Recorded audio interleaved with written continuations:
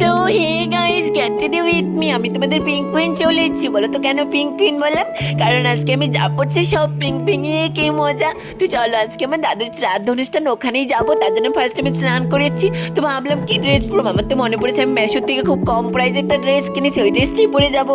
তারপর দেখো ওখানে যাবো শ্রাদ্ধ অনুষ্ঠান, আইলাইনার মাস্কারা করবো না, এটা তো হতেই পারে না। তার জন্য আইলাইনার মাস্কারা করে নিয়েছি। অ্যান্ড আমি যেখানে যাই ওখানে তো লিপস্টিক পরি, তোমরা সবাই জানো। তো দেখো লিপস্টিক পরে নিয়েছি, লিপস্টিক করে আমাকে কত কিউট লাগছে গাইস। তারপর দেখো পিঙ্ক কালারের কানের দুল পরে নিয়েছি। আমি বললাম না যা পরবো সব পিঙ্ক পিঙ্ক।